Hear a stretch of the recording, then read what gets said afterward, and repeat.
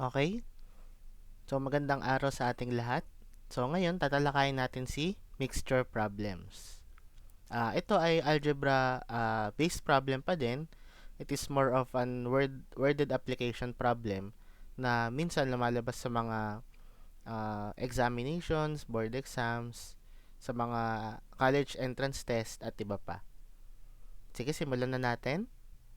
So, si mixture problems, gaya nga na sinabi ko sa algebra, ito yung paghahalo ng two substances to produce a new one. So, ibig sabihin, maghahalo tayo ng dalawang substances para makabuo ng bagong substance.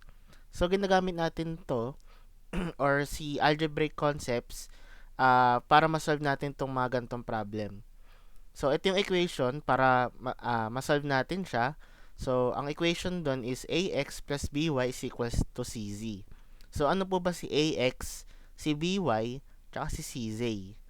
So, that is A, yung volume ng container 1, and then X is concentration ng container 1 or kung gaano katapang, and then B, volume ng container 2, and then Y naman, gaano katapang yung liquid dun sa container 2 or concentration niya, and then last is the volume of container 3. So, si volume ng container 3 or si C, ito yung pinaghalo na A plus B. Okay? Si Z naman, that is the concentration of container 3. Okay? Sige, let's solve some problems para mas maintindihan natin kung paano ba to paano natin i-deal or isa-solve si mixture problems. Okay. So, bago pa lang lahat, so meron tayong illustration dito, okay, na mag-demonstrate na ito yung equation natin. So, volume A, that is concentration X, volume B, that is concentration Y, and then volume C, that is concentration Z. So, gaya nga sinabi ko, si volume C, that is A plus B. Okay? Si volume ng container 1 plus volume ng container 2 is equals to volume ng container 3.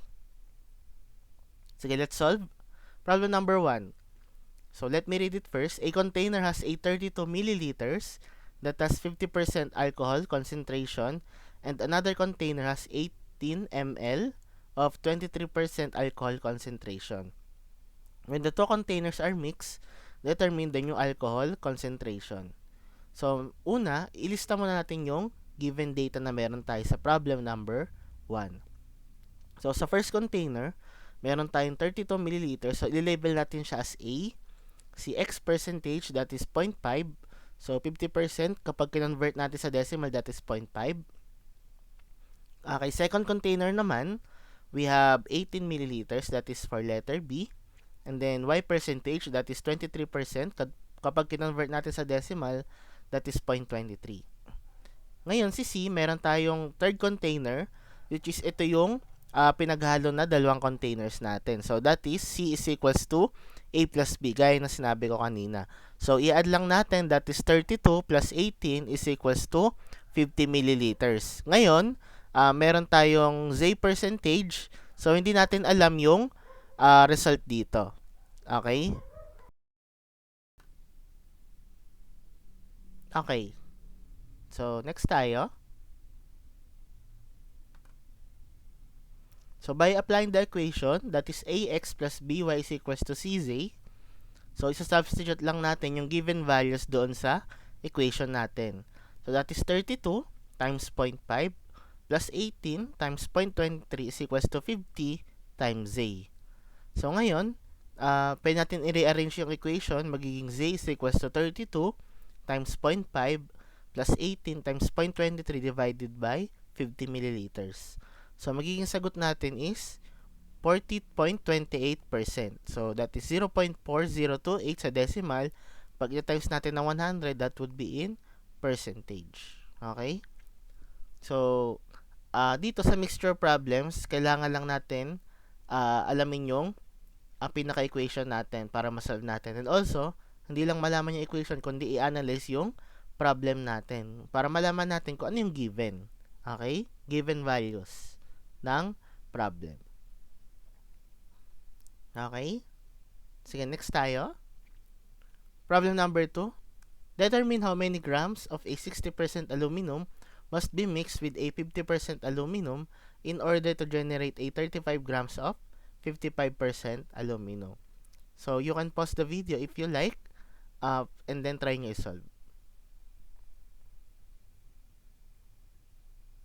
Okay, so let's solve problem number 2. So, pinakauna, list down the given data. So, si first container, meron tayong grams. That is A. So, wala naman tayong given. X percentage, so yung concentration niya is 60%. Second container, meron tayong B. Y percentage is equals to 50%. So, si third container naman, we have 35 grams. So, yun yung pag pinag-add natin, makaka-generate tayo ng 35 grams. And then, percentage ni Z, that is 55%. So, ang hinahanap, determine how many grams of a 60% aluminum. So, ang hinahanap natin dito is yung variable A, which is kay first container. Okay? So, equation 1, A plus B is equals to 35.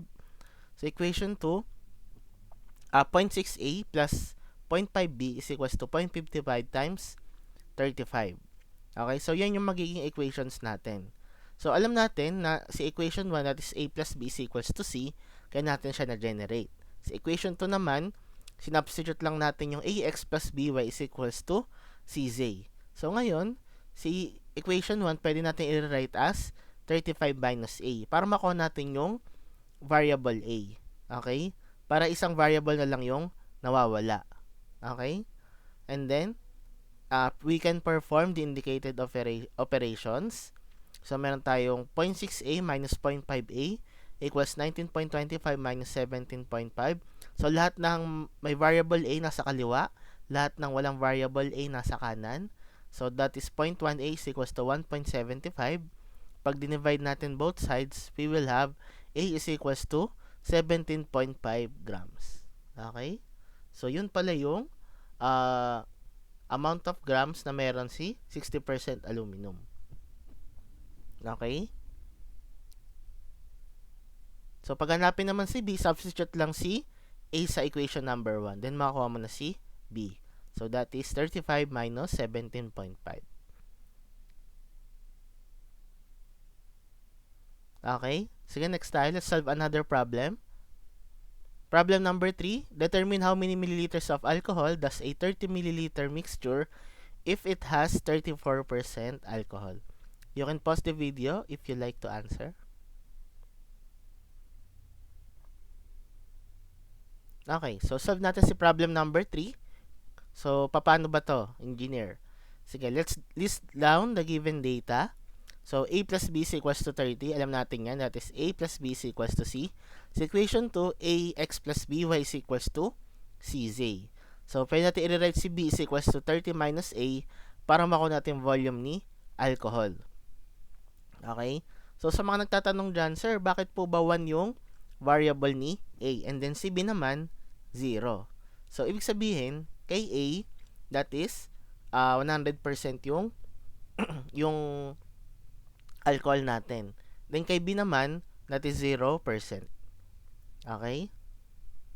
So, para maka-generate ng 30 times 0.34% alcohol. So, ang tinatanong dyan, ilang milliliters ng alcohol. So, ang hanapin natin is si variable A. Okay? So, that is 1A plus 30 minus A is equals to 0. Or 30 minus A times 0 is equals to 30 times 0.34. Cancel si 0. So, A is equals to 10.2 milliliters. So, yun pala yung amount ng alcohol na hinalo sa 0% alcohol para makaproduce ng 30 milliliter mixture and 34% alcohol. Okay? So, I hope naintindihan yung part na yon. May times na nakakalito yung problem. Pero, ayun nga, you need to understand truly and deeply. Okay? Then, after that, after mo ma-analyze kung ano yung mga given, madali na lang sa'yo i-substitute yan. Okay?